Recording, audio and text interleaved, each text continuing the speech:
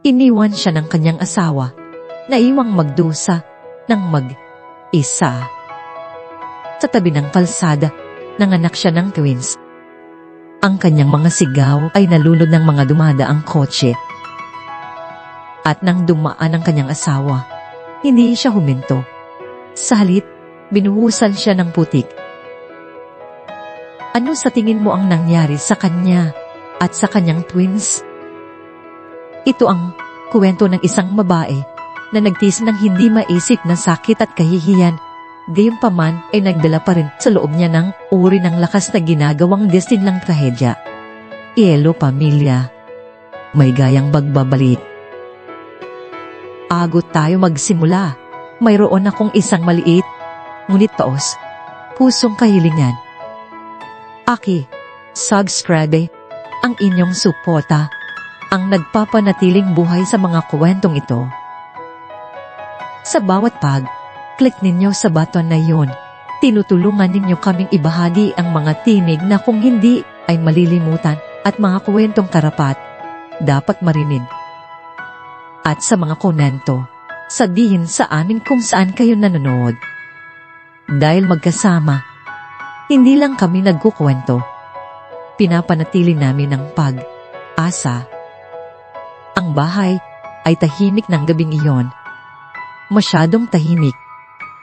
Umupo si Emily Carter sa tabi ng bintana ng maranyang living room. Ang kanyang mga kamay ay nakapatong sa kanyang namamagang tiyan. 8 buwan na buntis sa twins, ang kanyang katawan ay sumasakit mula sa bigat. Ngunit ang mas masakit ay ang katahimikan, ang uri na nagdala ng pagtanggi.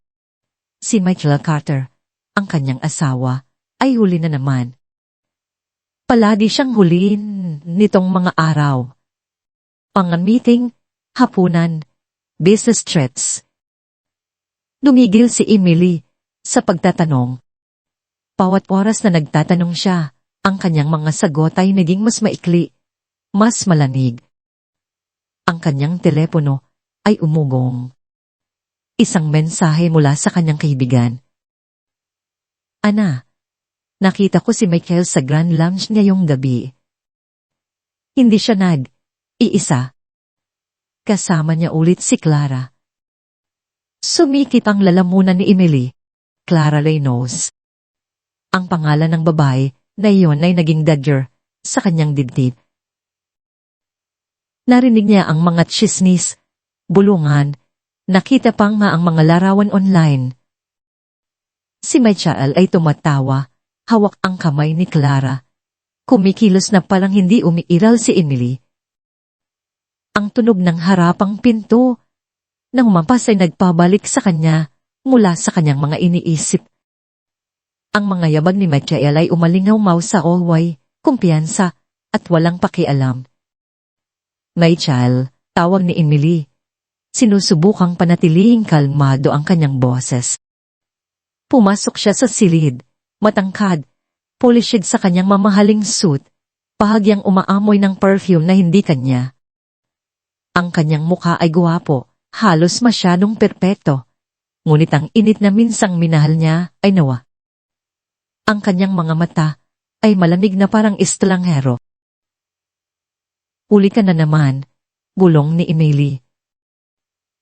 Inihagis ni Michael ang kanyang mga susi sa mesa at pinaluwag ang kanyang tea. Kaya ano? Wala akong utang sa iyo ng paliwanag.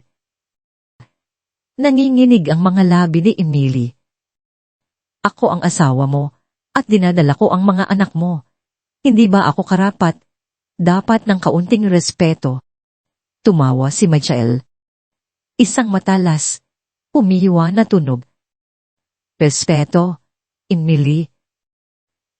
Tingnan mo ang sarili mo. Ikaw ay pathetic. Palaging winning, palaging nangangailangan ng atensyon. Sa tingin mo ba, attractive yan? Hinawakan ng kanyang mga kamay ang braso ng Silya. Hindi ako pathetic. Tumayo ako sa tabi mo, Micha, sa lahat. Ibinigay ko ang sarili kong mga pangarap para sa kasal na ito. Ang tanging hiningi ko ay ang narito kakasama ko para sa atin. Lumakad si Michael palapit. Ang kanyang ekspresyon ay pumilipit sa paghamak. Mga pangarap. Wala kang mga pangarap. Emily, wala ka nang nakilala kita. Isang babae lang sa maliit na bayan na nagkaroon ng swerte nang magpa siya akong magpakasal. Huwag mong lokohin ang sarili mo. Wala ka sanang bahay na ito, mga damit na ito, ano man kung wala ako. Ang luha ay bumaha sa mga mata ni Emily, ngunit tumanggi siyang hayaan silang bumagsak. Minahal mo ako minsan. Akala ko, ngumiti siya. Ngunit ngayon, nababato ako. Ikaw ay mahina, useles, at pinakamasama sa lahat, nakakahiya. Alam mo ba kung ano ang sinasabi ng mga tao sa likod ko? Na nagpakasal ako ng mas mababa. Na ang asawa ko ay isang may sakit, unsebol na babae, na hindi kabilang sa mataas na lipunan. Nabasag ang boses ni Emily. Iyan ay kasinungalingan, Michael.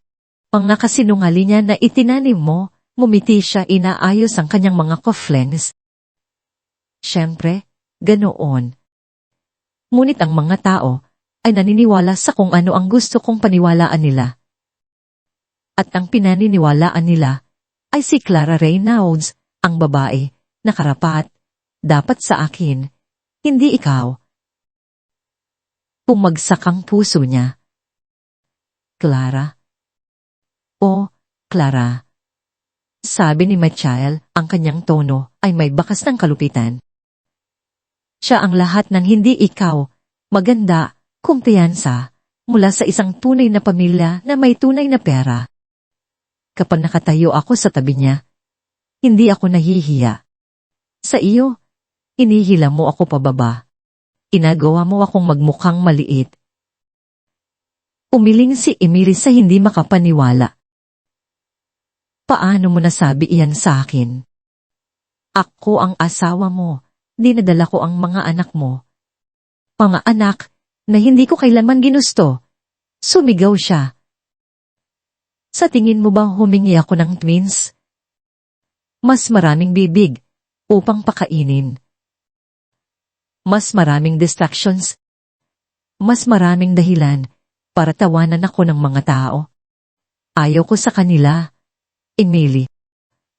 Ayaw ko sa iyo. At tapos na akong magpanggap. Gas si Emily na parang sinaktan niya. Michael, pakiusap. Huwag mong sabihin yan. Huwag mo akong iwan na yan. Kailangan kita. Kailangan ng mga sanggol ang kanilang ama. Sumandal siya. Ang kanyang mukha ay pulgada. Ang layo mula sa kanya. Ang kanyang boses ay mababa at nakakalason. Makinig ka ng mabuti, Emily.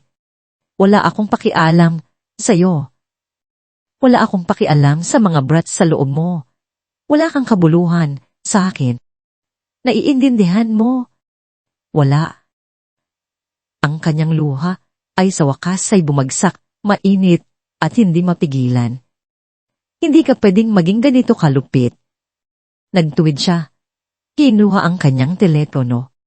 Malupit. Hindi mo pa nakikita ang malupit. Bukas, malalaman ng lahat ang totoo. Na ang asawa ko ay unstable, unfit, at tumakbo. Sa oras na matapos ako, walang maniniwala sa isang salita na sasabihin mo. Si Clara at ako ay magiging malaya mula sa iyo para sa kabutihan. Inawakan ni Emily ang kanyang tiyan. Nanginginig. Sisirain mo ako. Nagbigay si Michael ng isang malamig na ngiti. Yan ang plano. Ang silid ay naramdaman na mas malamig kaysa sa taglamig. Sinubukan ni Emily na tumayo. Ngunit ang sakit ay bumaril sa kanyang katawan. Ang mga sanggol ay gumagalaw ng marahas na parang react sa tensyon. Michael, umiyak siya.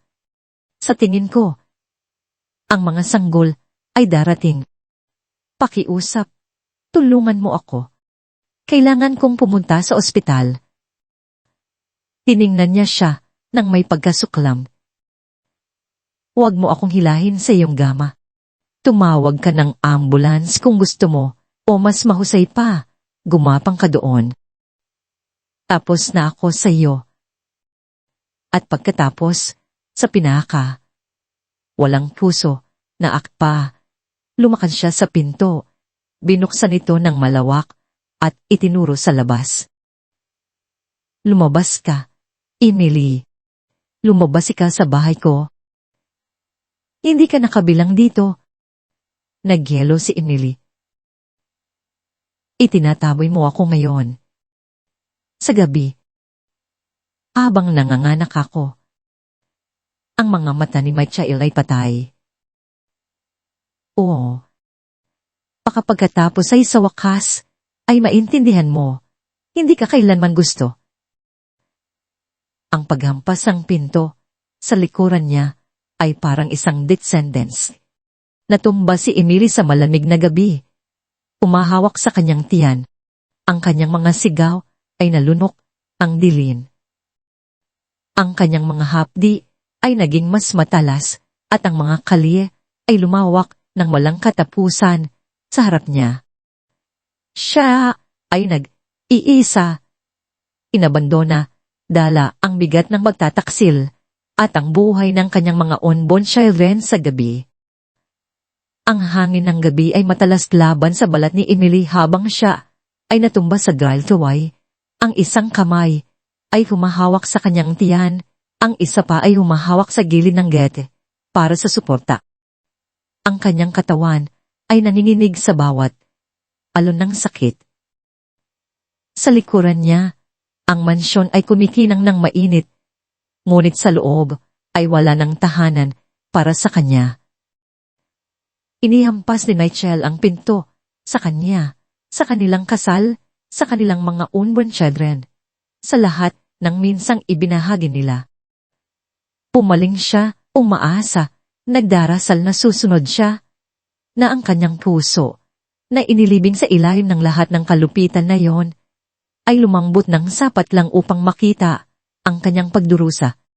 Ngunit ang mga kurtina ay lumipat, at sa bintana, nakita niya siya. Nakatayo si Michael na may isang baso ng alak sa kanyang kamay. Ang kanyang telepono ay nakadikit sa kanyang tainga. Tumatawa. Kahit minsan hindi siya tumingin sa kanya. Kahit minsan, wala siyang pakialam. Ang hininga ni Emily ay nahuli sa kanyang lalamunan. Ang mga hadik ay dumating ng mas husto ngayon. Umihiwas sa kanyang katawan na parang mga kutsilyo. Kinagat niya ang kanyang labi. Sinusubukang huwag sumigaw. Hindi niya pwedeng gisingin ang mga kapitbahay. Pilipitin ni Michael ang kuwento at siya ang magiging baliw na nakakagabala sa kapayapaan. Ang kanyang telepono ay umugong ng mahina sa kanyang bulsa. Kinuha niya ito. Walang baterya. Ang screen ay naging itim. Diyos ko, pakiusap. Bulong niya sa luha. Huwag mo akong hayaan na gawing ito ng mag-isa. Natumba siya pasulong. Ang kanyang mga slipper ay kumakalagkad sa paligid. Ang bawat hakbang ay naramdaman na mas mabigat kaysa sa nakaraan. Isang pares, ang headlights, ang lumitaw sa dulo ng kalye. Ang ginhawa ay sumigla sa kanyang dibdib. Baka may huminto. Baka may tumulong. Ang kotse ay bumagal. Ikinaway niya ang kanyang mga braso ng desperado. Ang luha ay dumadaloy sa kanyang mukha. Ngunit habang lumalapit ang sasakyan ang kanyang asa ay naging takot. Nakilala niya ang makinis na itim na kotse. Kaagad, ang kotse ni Michael. Uminto ang kotse sa harap niya. Sa isang sandali, inakala niya na baka lang, Nagbago ang kanyang isip, nabubuksan niya ang pinto. Sumugod sa tabi niya, at sa wakas ay gagawin ang tamang bagay. Sa halip, bumaba ang bintana at ang mukha ni Clara ay lumabas mula sa passenger side. Siya ay nakangiti, maganda tulad ng dati. Ang kanyang buhok ay perpektong stead, ang kanyang mga mata ay matalas sa panunuya. Aba, sabi ni Clara. Hindi ba ito paletit? Tingnan mo, Emily, sakali na parang isang pulubi. Sa totoo lang, Michael, dapat kang mahiya. Ito ang ina ng mga anak mo. Bumulong si Emily. Umahawak sa kanyang tiyan. Rachel, pakiusap. Nanganganak ako. Ang mga sanggol ay darating na. Huwag mong gawin ito. Huwag mo akong iwan dito. Ikiniling niya ang kanyang ulo na parang isinasaalang ang kanyang mga salita. Pagkatapos ay sumandal siya kay Clara.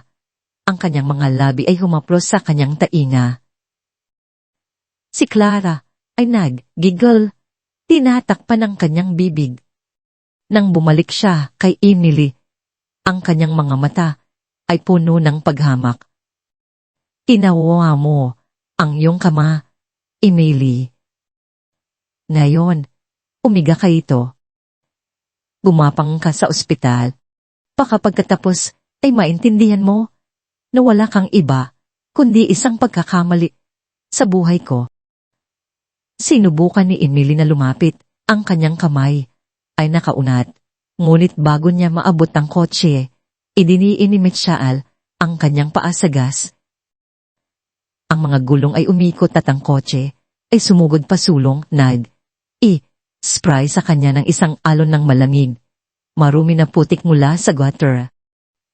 Kumalat ito sa kanyang damit, sa kanyang mukha, maging sa kanyang namamagang tiyan. Sumigaw si Emily, na tumba pabalik. Ang kanyang mga kamay ay nanginginig habang pinunasan niya ang dumi mula sa kanyang mga mata. Ang kanyang dibdib ay nasunog sa kahihiyan. Hindi man lang lumingon si Michael. Ang pulang blaw ng kanyang mga tail lights ay lumaki. Nang mas maliit, pagkatapos ay nawala sa gabi. Umagsak si Emily sa kanyang mga tuhod. Ang sakit sa kanyang katawan ay halos hindi matitiis. Ang kanyang mga sigaw ay kumalingaw sa walang laman na kalye.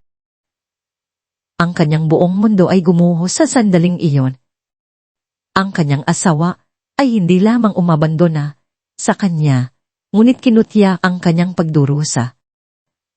Ang mga hapdi ay dumating muli, mas malakas, walang tawa.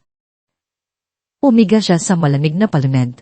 Ang kanyang paghinga ay maggulo. Ang kanyang isip ay umiikot sa pagitan ng kawalan ng pag-asa at kaligtasan. Huwag dito. Huwag nang ganito. Bulong niya. Mga anak ko, pakiusap, umawak kayo. Sinubukan niyang gumapang sa sidiwak, ngunit ang kanyang lakas ay nawala.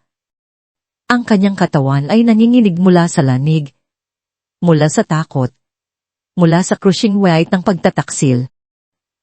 Ang bawat ala-ala ng pag-ibig ni Michael, ang kanyang mga pangako, ang kanyang mga panata, ang kanyang mga bulong na salita, ay kumislap sa kanyang isip, at bawat isa ay nasunog. Ngayon ay isang kasinungalingan na nakaukit sa kanyang kaluluwa. Gayunpaman, sa ilalim ng lahat ng sakit, may isang bagay ang gumalaw sa loob niya, isang apoy. Kung inakala ni Michael na ito, na ang wakas niya, nagkamali siya. Makakaligtas siya. Para sa kanyang mga sanggol, makakaligtas siya. Ang kanyang paningin ay lumabo, ang kanyang mga sigaw ay tumaas, muli habang ang isa pang hapdi ay tumama. Sa isang lugar, sa malayo, isa pang hanay ng mga headlights ang lumarb. Ngunit sa pagkakataong ito, hindi alam ni Emily kung ito ba ay kaligtasan o isa pang malupit na twist of fate. Kung hindi ka panag, Subscribe. Gusto namin na sumali ka sa aming komunidad sa pamamagitan ng pagpindot sa subscribe button. Sa pamamagitan ng aming mga kwento, nagtatayo kami ng pag-asa at nagbibigay ng kinabukasan sa mga bata at kababaihan na naabuso sa buong mundo. Mag-odyok sa amin sa pamamagitan ng pag-subscribe at pag-on ng iyong notification bell upang hindi mo kailanman mapalampas ang isang kwento na mahalaga. Gayun din, ipaalam sa amin sa mga komento kung saan ka nanonood at paano nakipag-usap sa'yo ang kwentong ito. Ang gabi ay lumawak ng walang katapusan habang si Emily ay natumbas sa tabi ng kalsada. Ang kanyang katawan ay nanginginig sa bawat hapti, bawat isa ay mas matalas kaysa sa nakaraan. Idiniin niya ang isang nanginginig na kamay laban sa kanyang tiyan, bumubulong sa kanyang mga unborn children. Pakiusap. Umawak kayo, mga babis ko. Sandali lang. Ngulit ang kanyang boses ay nabasag sa ilalim ng bigat ng sakit at kawalan ng pag-asa. Ang kali ay walang laman, ang mga kotse ay kumikislap sa malayo, ang kanilang mga headlights ay nakakabulag sandali, pagkatapos ay nawala.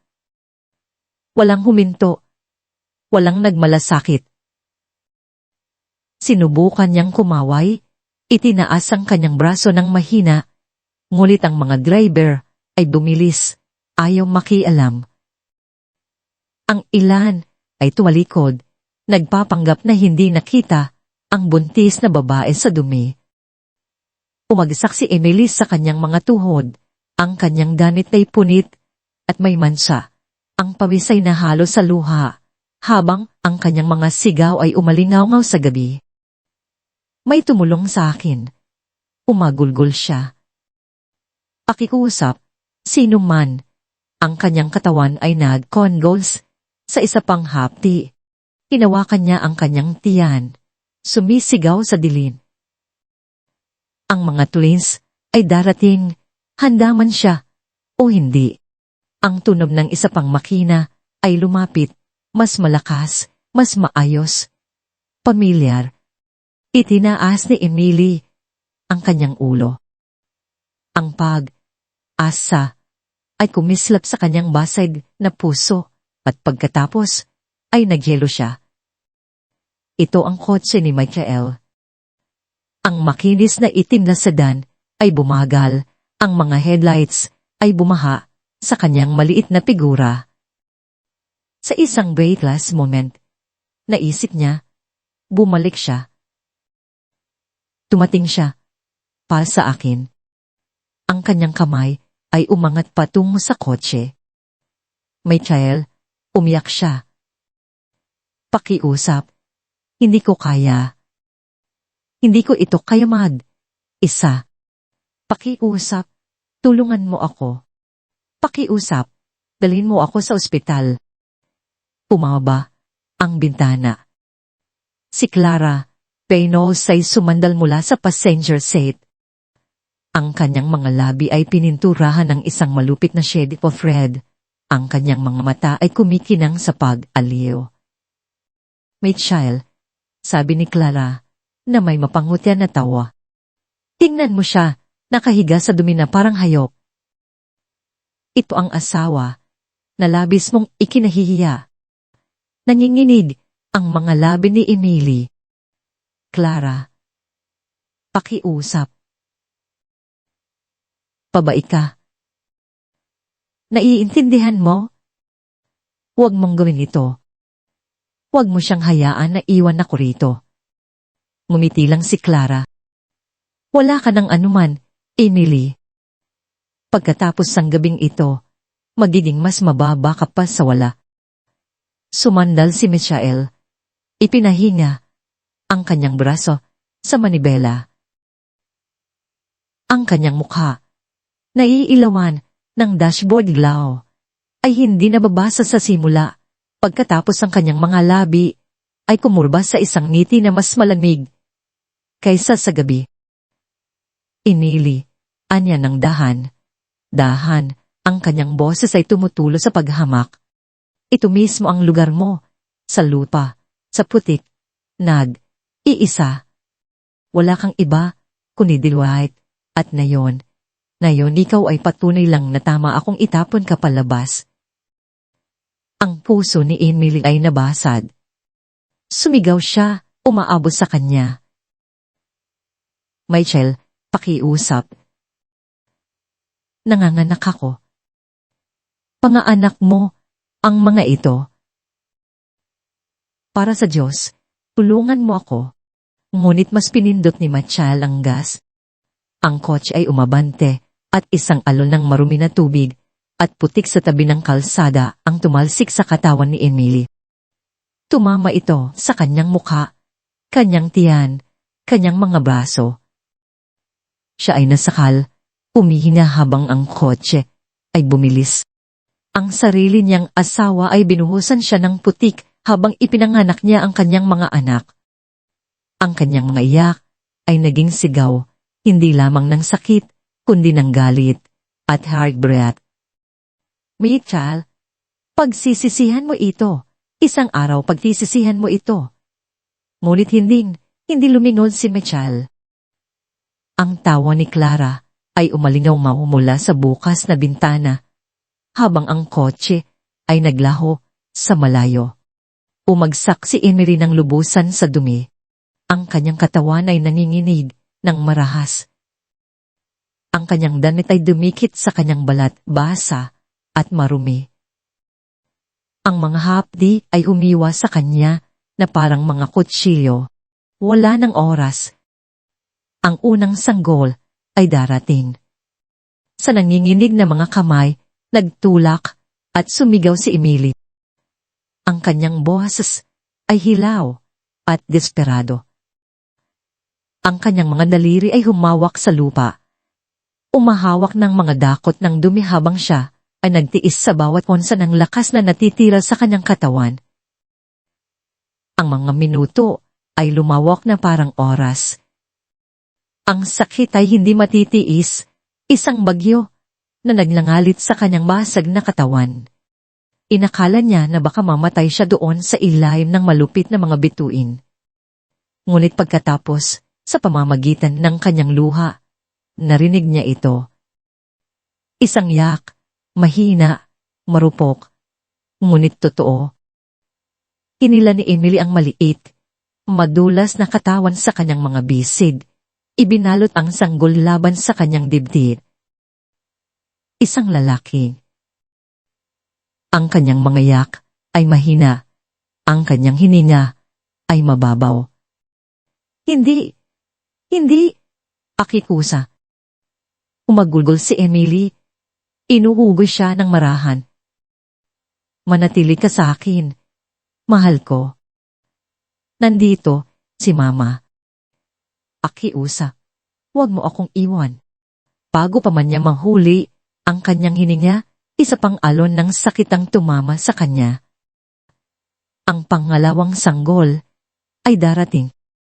Ang kanyang katawan ay convulse. Pinilit siyang magtulak muli. Ang kanyang boses ay lumakas habang sumigaw siya. Sa gabi, ang kanyang mga kuko ay humukay sa dumi. Sa wakas, pagkatapos ng tila kawalang hanggan, ang pangalawang bata ay dumulas sa mundo. Isang babae, malakas ang kanyang mga iyak, ay tumago sa dilin. Inawakan ni Emily ang parehong sanggol sa kanyang dibdib. Ang kanyang puso ay lumaki sa pag-ibig. Kahit na ang kanyang katawan ay bumagsak sa pagkapagod, isang bata ay halos hindi humihinga. Ang isa ay malakas at mapanghamon. Pwes na ipinanganak sa dumi, bininyagan sa sakit at kahihiyan. Idiniini Emily ang kanyang mga labi sa kanilang maliliit na noo. Sumusumba ako, bulong niya sa luha. Poprotektahan ko kayong dalawa. Ibigyan ko kayo ng buhay. Ano man ang halaga. Hindi ko kayo iiwan tulad ng Abandona ng inyong ama sa amin ngayong gabi. Ang gabi ay tahimik muli, nabasag lamang ng mahina na yak ng kanyang mga bagong silang. Inugoy sila ni Emily. Ang luha ay dumadaloy sa kanyang mukha. Hindi alam kung mabubuhay ba siya upang makita ang pagsikat ng araw. Umupo si Emily na nanginginig sa tabi ng kalsada. Ang kanyang twins ay kinalong sa kanyang dibdib. Ang kanyang damit ay basa sa pawis, putik at dugo. Ang kanyang mukha ay may luha. Ang kanyang katawan ay mahina. Gayunpaman, ng kanyang mga bisig ay mahigpit na humawak sa kanyang mga bagong silang, na parabang sila lamang ang nagpapanatili sa kanya na buhay. Ang hininga ng lalaki ay mababaw, ang kanyang maliit na dibdib ay tumataas at bumababa na parang ang bawat gas ay ang kanyang huli. Ang babae ay kumiyak ng may lakas, ang kanyang maliliit na kamao ay nakakuyo sa pagsuway sa mundo na ipinanganak siya. Inalikian sila ni Emily ng desperado. "Huwag mo akong iwan. Pakiusap, mga mahal ko. Huwag mo akong iwan na mag-isa." Inugoy niya sila, ang kanyang boses ay nabasag. Ang mga kotse ay dumaan sa malayo, ang kanilang mga ilaw ay nakakabulag sa kanya sandali bago kumampas. Walang muminto. Walang nagmalasakit. Ang kanyang isip ay umikot sa mga iniisip ni Michael, ang kanyang tawa, ang kanyang kalupitan, ang mapangutya, nangiti ni Clara, ang paraan kung paano siya binuhusan ng putik ng kotse habang sumisigaw siya. Ang sarili niyang asawa ay iniwan siyang mamatay sa gilid ng kalsada. Ang kahihiyan ay nasunog sa kanyang dibdib, ngunit mas malakas kaysa sa kahihiyan ay isang panata na nabuo sa kanyang puso. "Hindi ka mananalo, Michael. Hindi mo ako mabubura. Mabubuhay ang mga batang ito at ako rin." Ang kanyang katawan ay sumandal pasulong, nahihilo, handa ng bumagsak. At pagkatapos mangayabag, "Oh my God!" Ang boses ng isang lalaki, magaspang ngunit mabait. Pinilit ni Emily ang kanyang mga mata na bukas.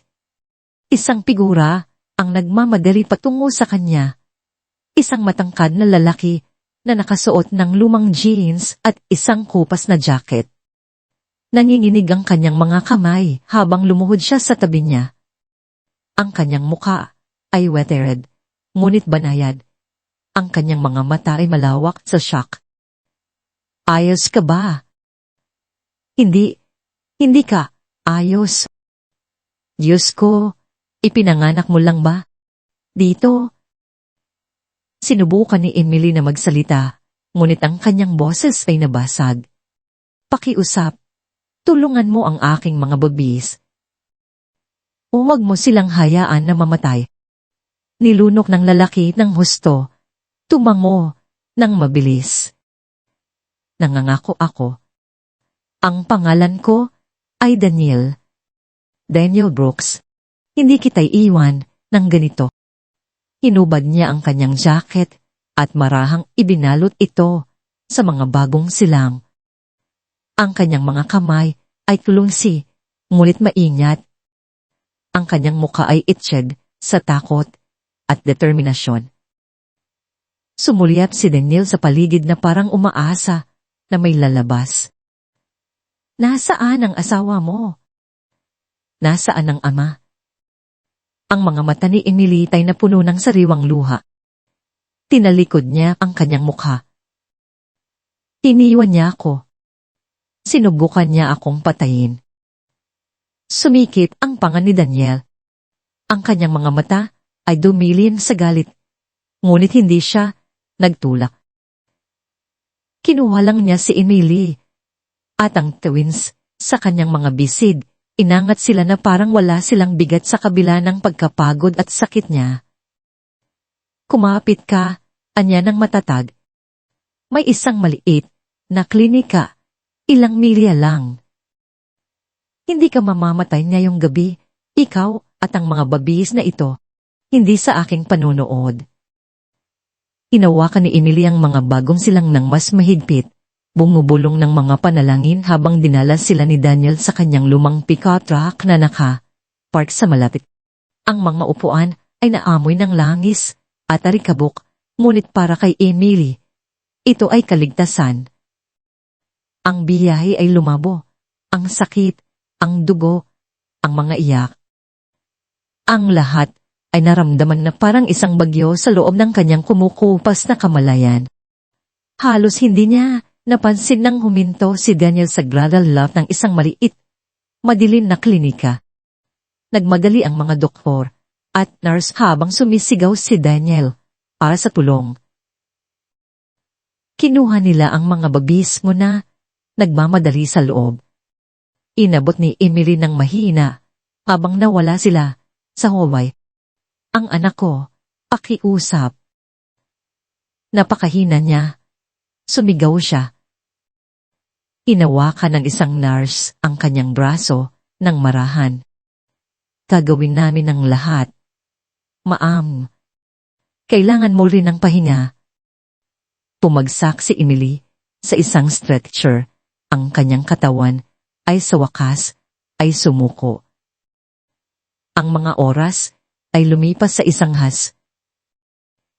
Nang magising si Emily, ang silid ay madilin at si Daniel ay nakaupo sa isang silya sa tabi ng kanyang kama. Ang kanyang jacket ay wala, ang kanyang shirt ay gusot, ang kanyang mga mata ay pagod, ngunit alerto. Ang mga babis, bulong ni Emily, ang takot ay sumigla. Sumandal si Daniel ng mabilis. Puhay sila. Ang iyong maliit na lalaki ay mahina, ngunit maingat na pinapanood siya ng mga doktor. Ang iyong babae, siya ay malakas. Umiiyak na siya ng malakas, sapat upang yumanig sa mga dingding. Ang puso ni Emily ay sumikip sa ginhawa. Ang luha ay tahimik na dumaloy sa kanyang pisngi. Tamat. Salamat sa hindi iwan sa akin doon. Umiling si Daniel. Kahit sino na may puso, ay hinto. Pagkatapos, ang kanyang boses ay naging mas tahimik. Ngunit hindi lahat ay may puso, ha? Tumingin si Emily, kahihiyan at sakit ang nakasulat sa kanyang mukha. Habang bumaling siya, nahuli niya ang tunog ng mahinang boses sa labas ng pinto. Dalawang nurse ang usap sa mabilis na bulong, walang kamalay. Malay na naririnig sila ni Emily. Nakakatakot, talaga. Sinabi ni Mr. Carter sa lahat na inabandona niya siya. Sabi niya, tumakbo siya kasama ang ibang lalaki at hiniwan ang kanyang mga anak. Ano? Ang kawawang babae na iyon sa loob. Halos mamatay siya sa pagdadala sa kanila sa mundo. Hindi mahalaga. Naniniwala ang mga tao sa kanya. Mayaman siya, makapangyarihan, at sinasabi niya na ang kanyang asawa ay unstable, hindi tapat. Ang kuwento ay kumakalat ng mabilis. Akala nila siya ang biktima. Ang puso ni Emily ay tumigil. Ang kanyang asawa ay hindi lang umalis sa kanya. Sinira niya ang kanyang reputasyon. Abang nakahiga siyang breathing sa dumi, sinusulat na niya ang kuwento. Pinipinta ang kanyang sarili bilang ang pinagtaksilan na lalaki, ang marangal na ama na iniwan. Ang kanyang mga kamao ay humigpit sa mga kumot. Ang kanyang katawan ay nanginginig sa galit at hindi makapaniwala. Rachel, bulong niya sa galit. Kinuha mo ang lahat mula sa akin. At ngayon, gusto mong kunin ang pangalan ko, ang aking karangalan, ang aking dignidad. Sumandal si Daniel. Ang pag-aalala ay nakatatak sa kanyang mukha. Emily, ano iyan? Pinunasan niya ang luha. Ang kanyang boses ay hilaw, ngunit matatag. Hindi siya mananalo. Akala niya. Mananatili akong tahimik. Na maglalaho ako, ngunit babangon ako para sa aking mga anak. Para sa katotohanan. Pagsisisihan niya ang gabi na iniwan niya ako sa dumi. Ang kanyang mga mata ay nagniningas sa isang lakas na hindi niya alam na mayroon siya. At sa sandaling iyon, si Emily Calter, basag, napahiya, iniwan, upang mamatay, ay muling ipinanganak na may bagong panata. 5 taon ang lumipas na parang isang bagyo na iwan ng wreckage sa likuran. Si Emily Carter ay hindi na ang basag na babae na minsang umiyak sa dumi. Sa matatag na suporta ni Daniel Brooks, nagtayo siya ng buhay para sa kanyang sarili at sa kanyang mga twins, sina Ethan at Grace. Ang mga gabi ng gutom at kahihiyan ay napalitan ng disiplina, pagsusumikap at tahimik na dignidad. Ang kanyang maliit na tahanan ay hindi marami, ngunit nainit. Awat umaga ay nagsimula sa tunog ng malakas na boses ni Grace at ang mapag-isip na mga tanong ni Ethan. Ma, totoo ba na ang mga bituin ay parang araw, mas malayo lang? Panong ni Ethan isang umaga, sa almusal, ang kanyang mga mata ay kumikinang sa kulosilid. Ngumiti si Emily habang naglalagay ng butter sa toast. Oh, sweetheart. Masyado lang silang malayo para maramdaman natin ang init nila. Umikot ang mga mata ni Grace at kumuha ng isang piraso ng toast. Ethan, ikaw at ang iyong hangal na mga tanong sa Sans. Sino ang nagmamalasakit sa mga bituin? Gusto kong maging sikat dito, mismo sa yard. Tumawa si Emily ng mahina. Si Grace ay nagpaalala sa kanya ng labis sa kanyang sarili, malakas ang kalooban, maapoy, ayaw patahimikin. Si Ethan, paggaman marupok ang kalusugan, ay nagdala ng brilliance ng isang isip na mas matanda kaysa sa kanyang mga taon. Madalas pa rin bumibisita si Daniel. Hindi siya mayaman, ngunit ang kanyang puso ay ginto. Inayos niya ang mga bagay sa bahay, dinala si Ethan sa doktor at pinatawa si Grace sa kanyang mga biro. May utang si Emily sa kanya na higit pa sa maipahayag ng mga salita. Mas malakas ka kaysa sa iniisip mo, sinabi sa kanya ni Daniel isang gabi habang nakatayo sila sa labas na nanonood sa mga bata na naglalaro. 5 taon na ang nakalipas, inakala ko na hindi ka makakaligtas sa gabing iyon. Ngunit tingnan mo, nagtayo ka ng isang bagay mula sa wala. Ang mga mata ni Emily ay lumambot. Hindi ko ito ginawa mag-isa. Nandiyan ka. Umiling siya. Pinuksan ko lang ang isang pinto. Ikaw ang lumakad dito. Habang dahan bumangon ang buhay ni Emily mula sa abo, nagsimulang masunog ang kay Michael Carter. Pinakasalan ni Michael si Clara Reynolds, ilang buwan lamang pagkatapos iwanan si Emily. Ang kanilang kasal ay usapan sa lungsod, maranya at labis. Ngunit ang pera at kagandahan ay hindi makatakip sa lason sa ilalim. Si Clara ay cunning, manipulative, at controlling. Tinrato niya si Michael hindi bilang isang asawa, kundi bilang isang pupe. At si Michael, obsessed sa kapangyarihan at appearances, ay hinayaan siyang hilahin ang mga stain. Sa bahay, ang kanilang mga argumento ay yumanig sa mga dingding. Gago ka, Michael. Sumigaw si Clara isang gabi, inihampas ang isang baso sa counter. Sa tingin mo ba, magtatagal ang intern mo sa dami ng katiwalian na ito?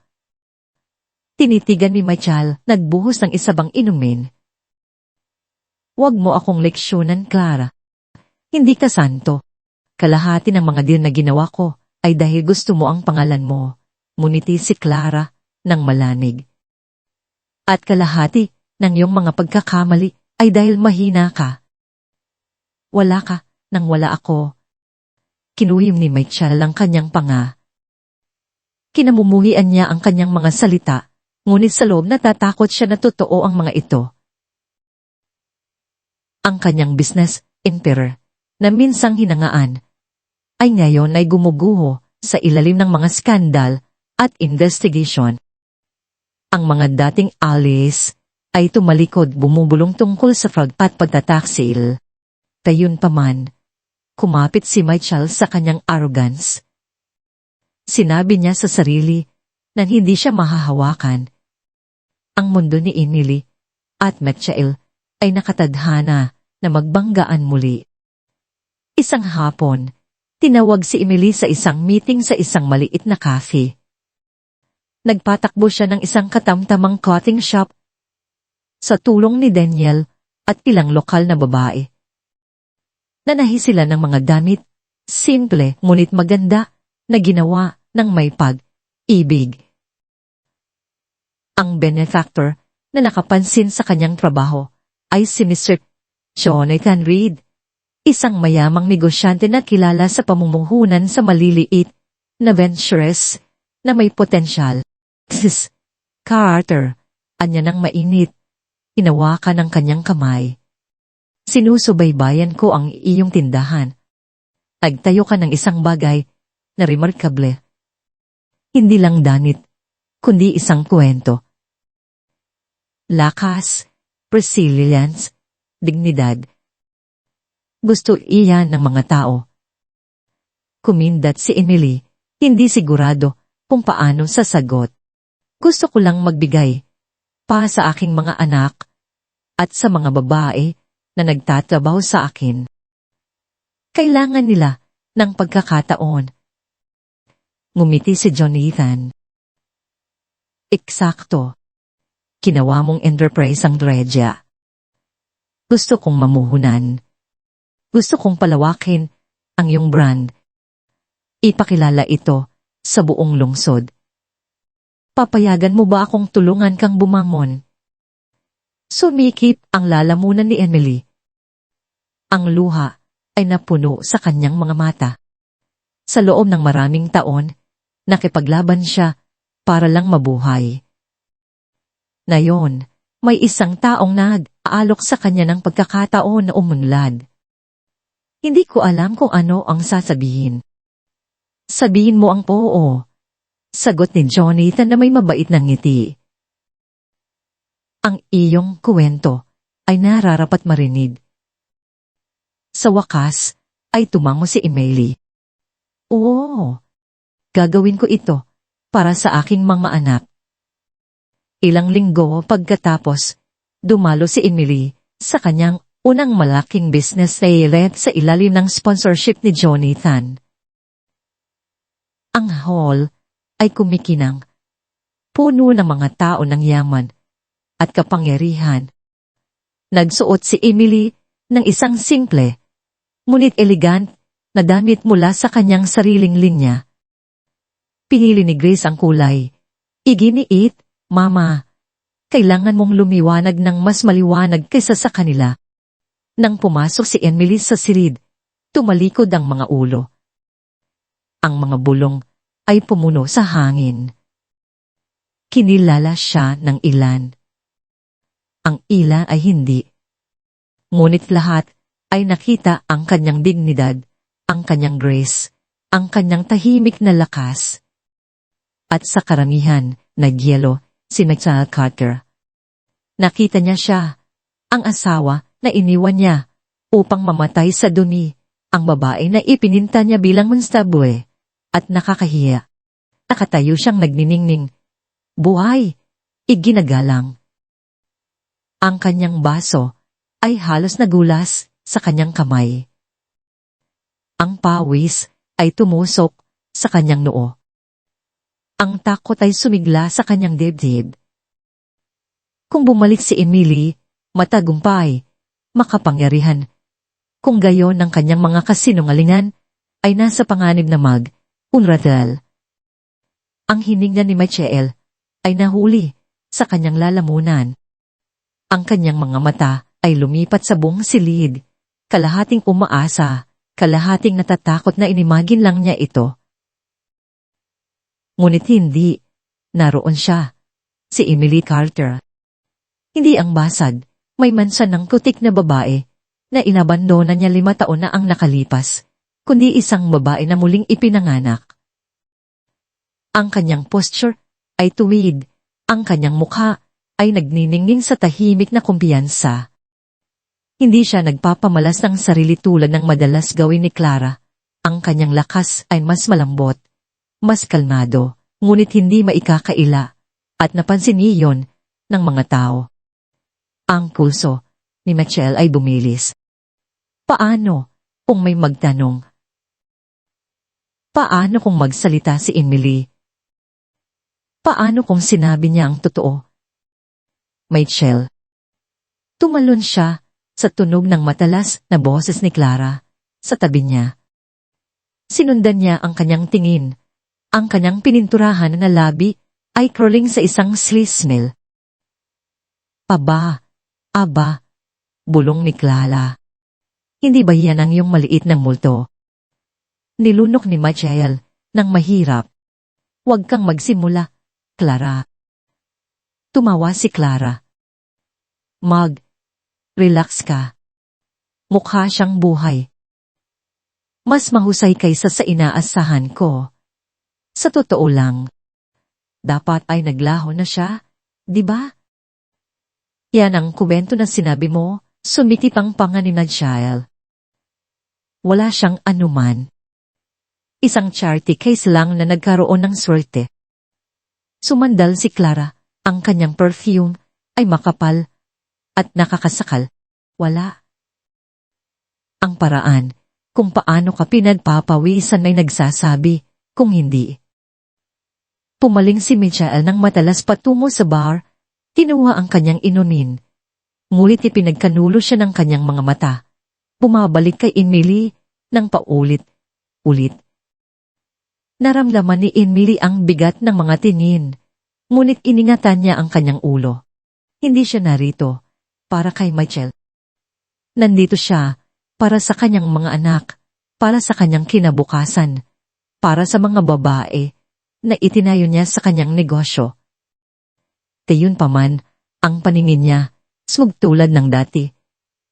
Kasama si Clara, na nakakapit sa kanyang braso, ay nagpadala ng isang bagyo sa kanyang dibdib. Ang mga salita ni Grace ay umalingaw-ngaw sa kanyang alaala. Mama, isang araw tatayo ka ng mas matangkad kaysa sa kanila. Isang araw, makikita nila. Ang araw na yon ay darating. Lumapit si Johnny Canrid sa kanya na may mainit na ngiti. Emily, payagan mo akong ipakilala ka sa ilang investor. Ngumiti si Emily pabalik. Bagaman ang kanyang mga mata ay kumislap patungo kay Michael.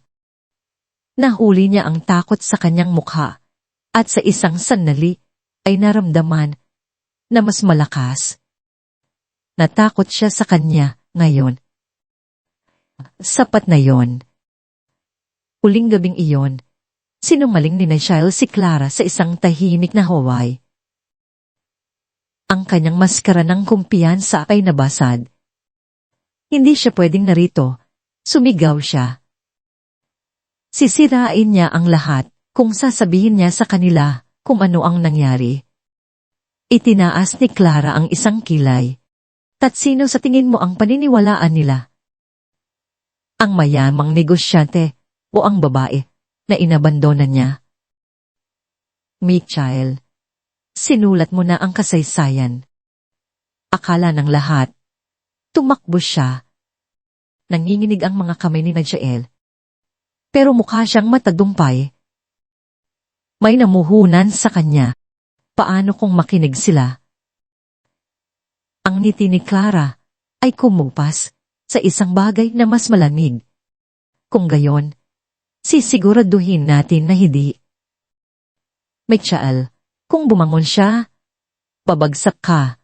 At hindi ko hahayaan na gumumo ang emperor mo dahil sa ilang babae na gumagapang mula sa gutter. Ililibing natin siya ulit. Sa pagkakataong ito, nang napakalalin, hindi na siya dagapang pabalik.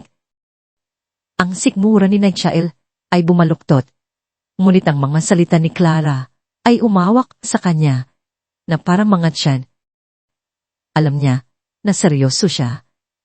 Palaging seryoso si Clara. Samantala, dumulas si Emily sa balkon para sa hangin. Ang langit sa gabi ay malinaw, ang mga ilaw ng lungsod ay kumikinang na parang mga bituin.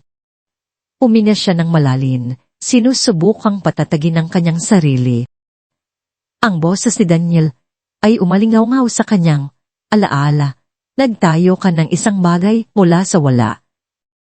Huwag kang matakot na tumayo sa liwanag. Inilagay niya ang isang kamay sa kanyang puso. Hindi na ako natatakot, bulong niya. Ngunit sa loob ng hall, kumakaat na si Clara ng kanyang lason. Umulong siya sa mga investor, nagbigay ng mga hint ng skandal. Kinuwestiyon ang nakaraan ni Emily. Ang bawat salita ay isang hibla sa isang bagong web na nilayon upang sakalin ang lumalaking reputasyon ni Emily. At si Michael ay nanood ng tahimik, napunit sa pagitan ng takot at pagkakasala, habang hinabi ni Clara ang kanyang ka. Sa pagtatapos ng gabi, ang tensyon ay sapat na makapal upang masakal. Naramdaman yun ni Emily, bagaman hindi pa niya nakita ang buong hugis nito.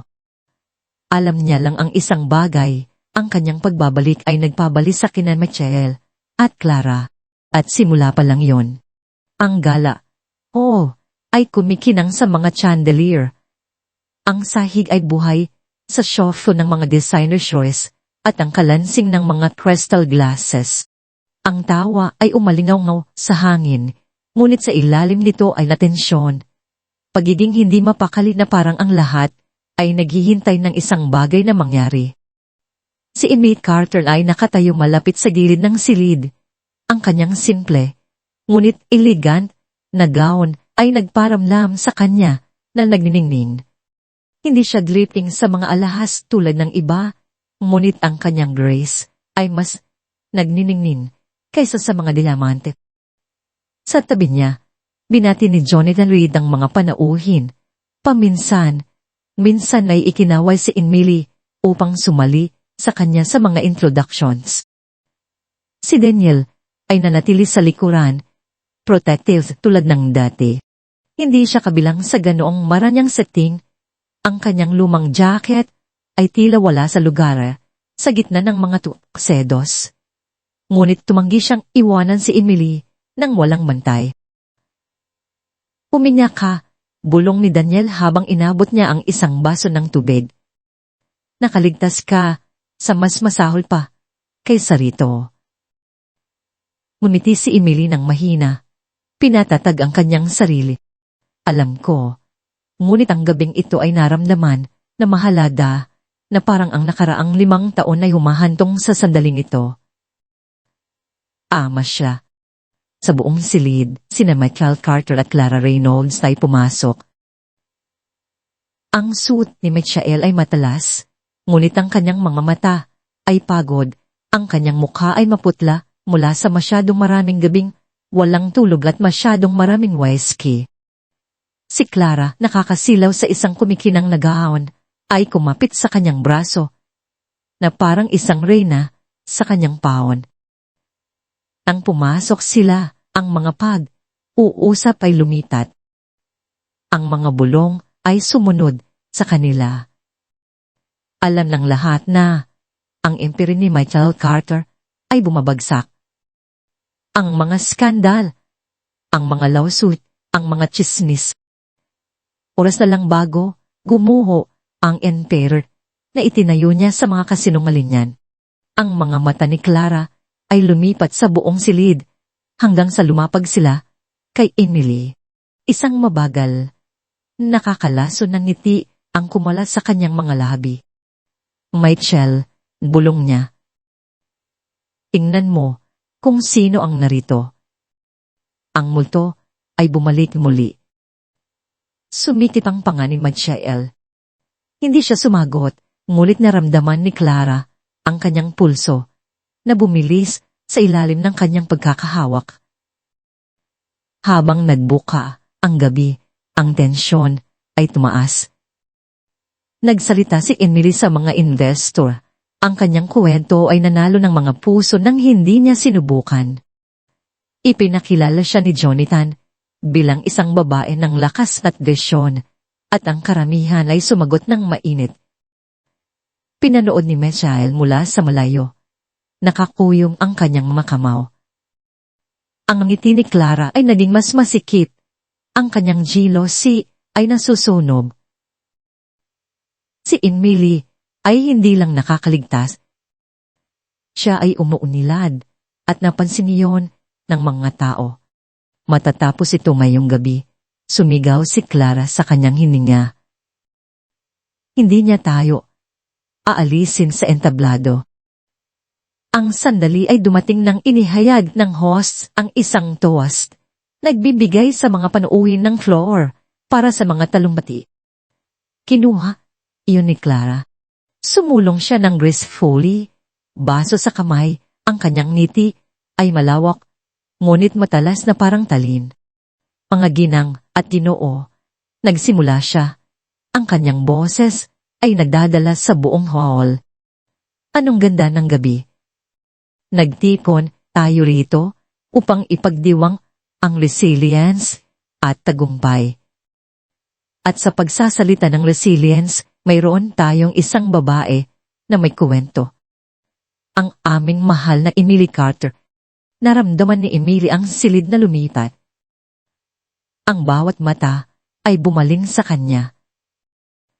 Ang ngiti ni Clara ay lumawak. O, ang ilan sa inyo ay hindi alam, ngunit siya ay minsang asawa ni Michael Carter.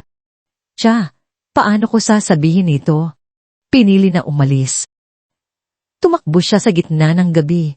Inabandona ang kanyang asawa at ang nakakagulat, ang kanyang mga anak. Ang mga guest ay lumabas sa hall. Si Michael ay nanatiling tahimik, hinayaan si Clara na laruin ang kanyang laro. Nagpatuloy si Clara. Ang kanyang boses ay tumutulo sa mock sympathy. Siyempre, si Michael, na isang marangal na lalaki, ay hindi kailanman nagsalita ng masama tungkol sa kanya. Pinalaki niya ang kanilang mga anak ng mag-isa habang siya inikot ni Clara ang kanyang ulo. Nagpapanggap ng awa, nakakita ng aliw sa ibang lugar. Ngunit na yung gabi dumating siya sa hall na ito na parang walang nangyari. Sabihin mo sa akin, Emily, paano ang isang tao ay bumamon mula sa ganoong kahihiyan?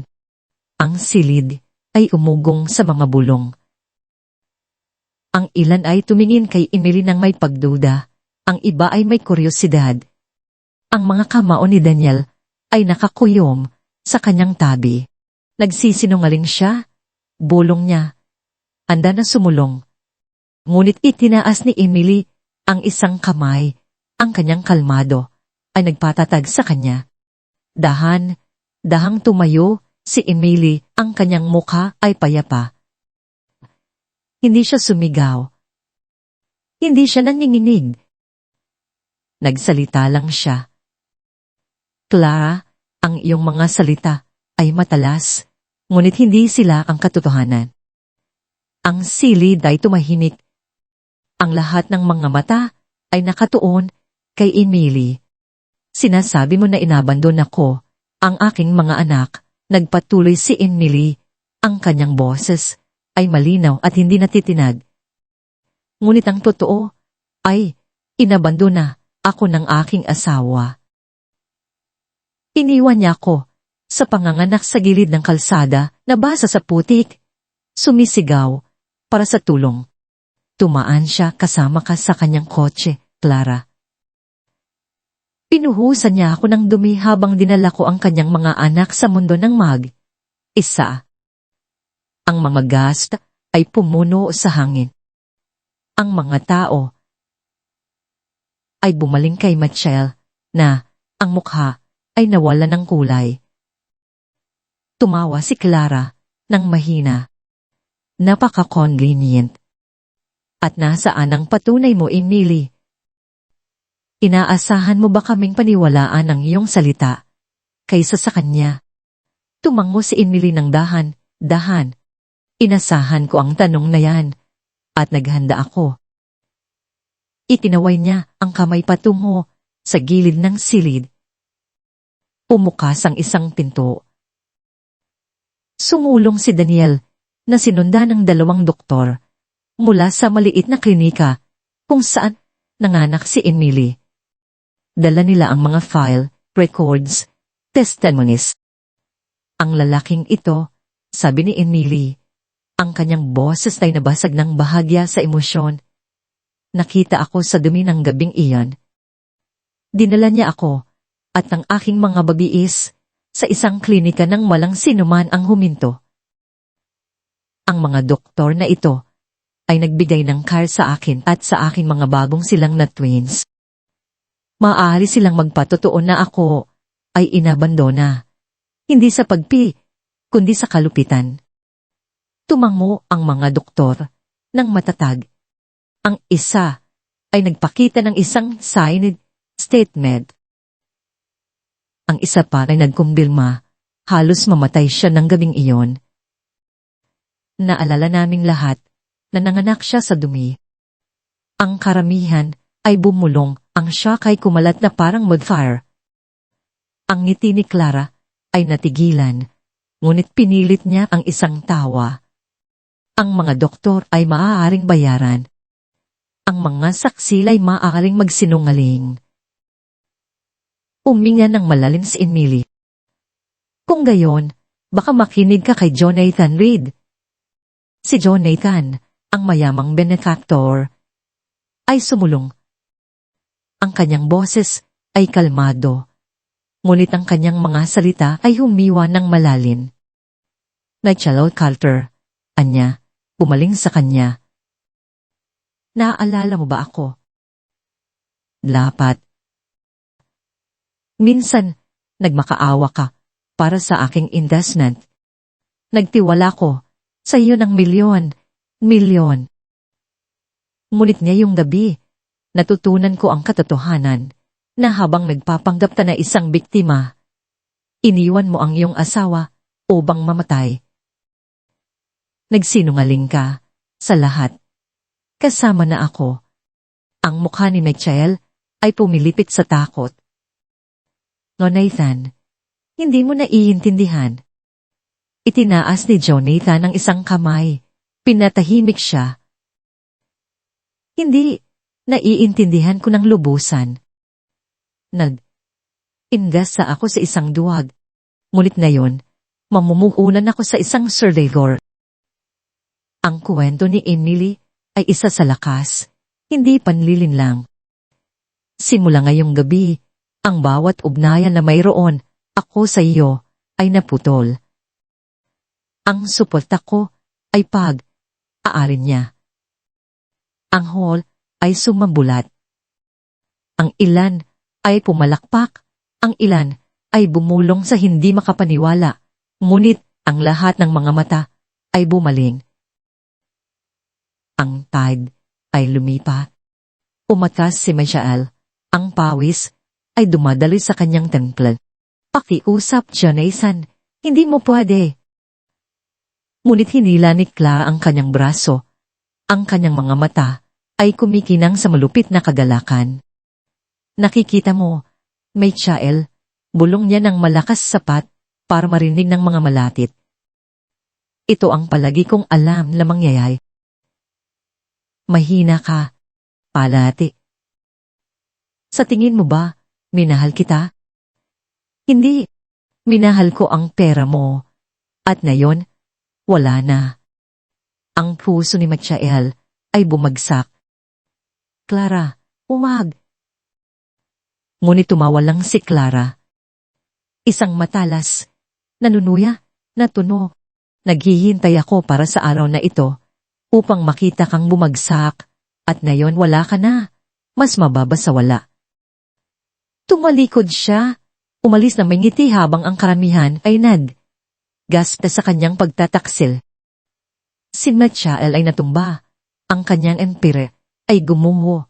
Sa isang gabi, ang kanyang mga kasinungalingan ay inihayat. Ang kanyang yaman ay nawawala. At ngayon, ang kanyang kabit ay umalis. Nag-iisa siya. Tumayo si Emily ng matangkad. Ang kanyang mga anak ay nanonood mula sa gilid ng sirid kung saan pinanatili sila ni Daniel na ligtas. Ang mga mata ni Grace ay kumikinang sa pagmamalaki. Ang ngiti ni Ethan ay mahina ngunit maliwanag. Hindi nagmalaki si Emily. Hindi niya sinaktan si Michael habang siya ay nakalugmok. Naglakad lang siya patungo sa kanyang mga anak. Mga bata, ang kanyang boses ay kalmado at matatag. Sinabi ko sa inyo, bulong niya sa sarili. Ang katotohanan ay palaging nananalo. Kinuha niya ang kamay ni Ethan sa isa, kay Grace sa isa pa. Magkasama, naglakad sila sa buong hall. Dumaan kay Michael, na nakatayo ng nagyelo, na pahiya, basag. Hindi niya siya tiningnan. Hindi na niya kailangan ang kanyang dignidad, ang sandata.